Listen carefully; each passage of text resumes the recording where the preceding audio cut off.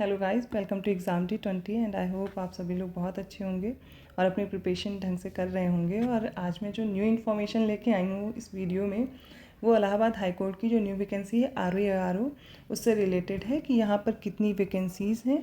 Vacancies के बारे में डिटेल देखेंगे। इसके अलावा हम देखेंगे इसका एग्ज़ाम पैटर्न क्या है, एग्ज़ाम पैटर्न समझिए, या फिर पिछली कट ऑफ क्या रही है। इन सभी से रिलेटेड जो टॉपिक है वो डिस्कस करने वाले हैं। और ये सारी डिटेल्स के बाद मैं आपको बताऊंगी आपको तैयारी कैसे करनी है। जो भी इसमें सब्जेक्ट्स दिए गए हैं तो पिछली कट ऑफ के अकॉर्डिंग हम एक आइडिया रखेंगे। यहाँ पर इलाहाबाद हाई कोर्ट RO की वैकेंसी के बारे में आप देखेंगे कि RO की अलग पोस्ट होती है, ARO की अलग होती है। तो क्या आप दोनों एग्ज़ाम में एक साथ अप्लाई करेंगे या फिर अलग? तो आप दोनों पोस्ट के लिए अप्लाई कर सकते हैं, ठीक है। RO के लिए भी, ARO के लिए भी। क्या क्या चाहिए होता है? तो आपके पास ग्रेजुएशन होना चाहिए। ग्रेजुएशन के साथ साथ आपके पास CCC होना चाहिए। CCC नहीं है तो O लेवल होना चाहिए, या फिर आपके पास कंप्यूटर का 1 ईयर डिप्लोमा होना चाहिए। मतलब 1 ईयर से ज़्यादा अगर आपके पास डिप्लोमा है या फिर आपने कंप्यूटर साइंस से रिलेटेड कोई डिग्री ले रखी तो भी आप इसके लिए एलिजिबल होते हैं। ये आपको समझ में आ गया होगा।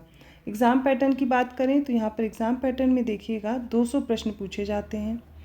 200 प्रश्न का आता है, MCQ बेस्ड पेपर होता है 200 मार्क्स का। इसके साथ एक और पेपर होता है टाइपिंग टेस्ट। तो 2 टेस्ट होते हैं आपके एक ही दिन में। टाइपिंग टेस्ट भी उसी दिन याद होता है, थोड़ा उसी दिन होता है, माफ़ कीजिएगा, उसी दिन होता है और थोड़ा गैप दे दिया जाता है।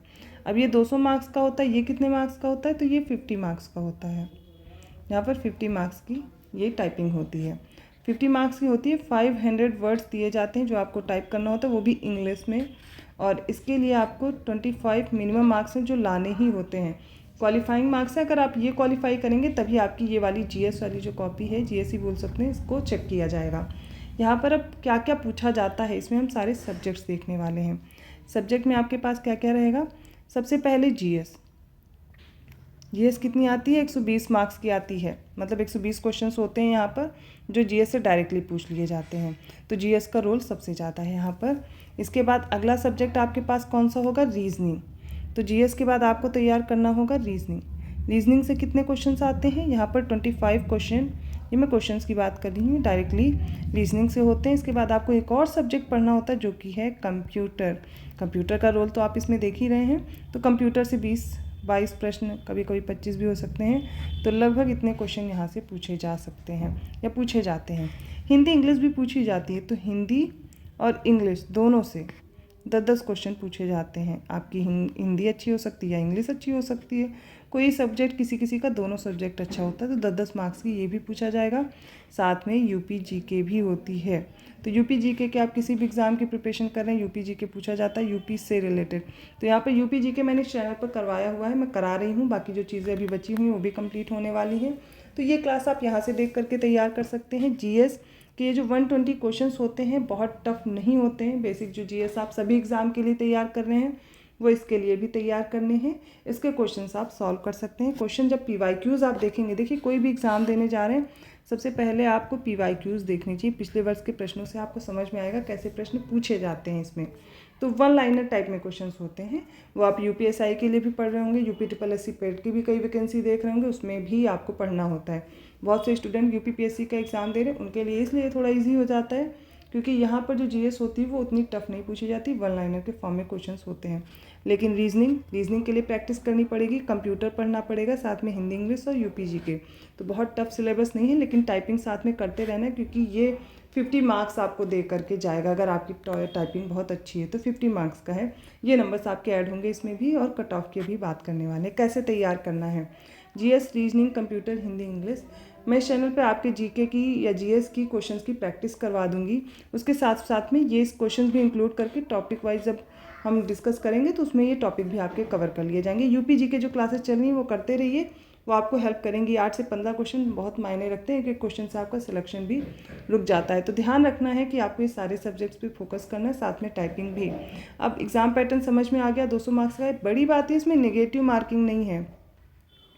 नेगेटिव मार्किंग ना होने की वजह से कट ऑफ ज़्यादा जाता है। आपको सारे क्वेश्चंस अटेम्प्ट करने होते हैं, करने ही चाहिए क्योंकि यहाँ पर स्कोर ज़्यादा रहेगा, लेकिन टाइपिंग के भी इंक्लूड हो रहे हैं तो आपको हेल्प करेगा। इसके अलावा देखिए, अब इसकी कट ऑफ की बात कर लेते हैं। तो कट ऑफ हम 3 एग्ज़ाम्स की देखेंगे जो पिछले हुए हैं। एक 2016 में हुआ है, 2019 में हुआ है और 2021 में हुआ है। इन तीनों एग्ज़ाम में आरओ एआरओ की क्या कट ऑफ रही है वो हम देखने वाले हैं, जैसे आरओ और एआरओ के बारे में। कट ऑफ इसलिए पता होना चाहिए ना, तो आपको आइडिया रहेगा कि आगे कैसे आपको इस एग्ज़ाम को टारगेट करना है। जनरल, ओबीसी, एससी, एसटी और मैं फीमेल की भी ले रही हूँ कट ऑफ, जिससे आपको एक आइडिया रहे क्या जाने वाली है आपकी कट ऑफ। तो 2016 में क्या रहा है, 2016 में 343 पोस्ट थी और 66 थी पोस्ट एआरओ की, उस पे गया था कट ऑफ। तो जनरल का कितना गया है यहाँ पर 190.3 था और ओबीसी का कितना था 182.3 था, एससी कैटेगरी का 171.5 और एसटी का 153.7 था और फीमेल का कितना कट ऑफ था तो 178.5 था। तो ये कट ऑफ के बारे में आपने देखा किसकी है, आरओ की पोस्ट के लिए जो 343 पोस्ट थी। नेगेटिव मार्किंग नहीं है, इसलिए आपको ध्यान देना होगा। समय के साथ साथ कट ऑफ भी बढ़ती जाती है, ये आपको पता होना चाहिए। पेपर का लेवल भी थोड़ा सा टफ होगा, पिछले पेपर देख करके बस ये नहीं समझना है कि ऐसा ही पेपर आएगा, थोड़ा चेंज होगा। एआरओ की कट ऑफ कितनी गई थी, तो जनरल की थी 166.8, कितनी पोस्ट थी यहाँ पर 66 थी, तो इन पे गया था कट ऑफ, इसकी कम जाती है। यहाँ पर 158.3 थी इसकी ओबीसी की, एससी कैटेगरी का 150.8 था, एसटी कैटेगरी का 127.2 था, फीमेल का 159.6 था। तो ये हम बात करें 2016 वाले एग्ज़ाम की। इसके अलावा 2019 में एआरओ की पोस्ट ही नहीं थी, सिर्फ आरओ की कट ऑफ आप देख सकते। एआरओ की पोस्ट थी 132, इन पे गई थी कट ऑफ। तो ये जनरल की थी 212.7 और ये ओबीसी की थी 207.3, 198.3 थी एससी कैटेगरी की, एसटी की थी 200.4 और फीमेल की 205.8 थी। फीमेल वाली अपना कट ऑफ जो फीमेल्स हैं वो ज़रूर देखते चलें। कट ऑफ के लिए बार बार आपको ये नहीं देखना पड़ेगा कि कितनी गई थी, एक बार समझ लीजिए अच्छे से। नेक्स्ट हम देखते हैं कि 2021 में 2021 में दोनों थी वैकेंसीज, मतलब आरओ एआरओ दोनों का हम लोग देखेंगे यहाँ पर। तो सबसे पहले आरओ की पोस्ट की अगर बात करूँ तो 211 के आसपास गया था और यहाँ पर जो ओबीसी का था 207 या 205 के आसपास था, हम 207 मान ले रहे हैं। यहाँ पर 198 गया था इसका 2021 में एससी कैटेगरी का, और इसके अलावा 189 या 190 था इसका एसटी कैटेगरी का, फीमेल का 200 प्लस गया था। ये कुछ कट ऑफ है। और जनरल का देखिए यहाँ पर एआरओ में 206 गया था, 201 था ओबीसी का और एससी कैटेगरी का 192 था, एसटी का नहीं था यहाँ पर, और फीमेल की 195 कट ऑफ थी। ये आरओ एआरओ की यहाँ पर पोस्ट कितनी थी 350 पोस्ट थी इसकी, एआरओ की सबसे ज़्यादा आई थी और आरओ की थी यहाँ पर 46 पोस्ट। इस तरीके से याद रखेंगे। कट ऑफ का सिर्फ आइडिया दिया है कि जिससे आपको ये पता रहे कि क्या कट ऑफ रह सकती है। आपको सारे क्वेश्चन अटेम्प्ट करने, टाइपिंग इम्प्रूव कीजिए जिससे आपका स्कोर बढ़े, और जीएस के लिए आपको क्वेश्चंस भी प्रैक्टिस करनी चाहिए। जो आप कंटेंट पढ़ रहे हैं वो सभी एग्जाम्स के लिए पढ़ रहे हैं, सभी में हेल्प करता है। आपको बेसिक चीज़ें हिस्ट्री है, साइंस है और इसके अलावा पॉलिटी है, इन सभी में आपको तैयार किसी ना किसी एग्ज़ाम के लिए कर ही रहे हैं। बहुत से आप में से स्टूडेंट्स ने पेट दिया है, अब लोअर पीसीएस हो गया और वीडियो लेखपाल, इनकी तो तैयारी कर ही रहे हैं। तो जीएस की मैं कहूँगी आप लोग फॉर्म अप्लाई कीजिए और इसमें क्या करना है, आपको जीएस के लिए तैयार करना है, प्लस आपको कंप्यूटर के लिए भी थोड़ा सा ध्यान देना होगा। कंप्यूटर, रीजनिंग, ऐसे आपके ये 2 सब्जेक्ट हैं जहाँ से अगर आपको क्वेश्चंस आ रहे हैं तो आपके ये क्वेश्चंस करेक्ट ही होने हैं, सही हो जाते हैं। हिंदी इंग्लिश में थोड़ा सा कंटेंट आप देख करके क्वेश्चंस की प्रैक्टिस कर लीजिए, और यूपी जीके मैं करा रही हूँ, भी उससे कर सकते हैं। इन सभी की मैं प्रैक्टिस कराऊंगी इस चैनल पर, जो कि आपको मिल जाएगा। बाकी कोई डाउट रह जाता है एलिजिबिलिटी से रिलेटेड, वो आप मुझसे पूछ सकते हैं। इसके अलावा और कोई आपको डाउट है अपनी एलिजिबिलिटी के साथ साथ क्वेश्चन में कैसे प्रैक्टिस करनी है, सब्जेक्ट में कोई दिक्कत आ रही है, आप कमेंट करके पूछ सकते हैं, मैं आपको एक्सप्लेन कर दूँगी।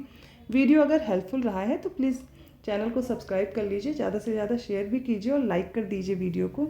ऐसी इंपॉर्टेंट इन्फॉर्मेशंस मैं लाती रहूँगी और इसके बारे में मुझे लगता है मैंने सारी डिटेल्स और कट ऑफ बता दिया होगा। बाकी कोई डाउट है तो आप पूछ लीजिएगा। मैं मिलती हूँ ऐसी इंपॉर्टेंट इन्फॉर्मेशन और क्लास के साथ अगले वीडियो में। धन्यवाद।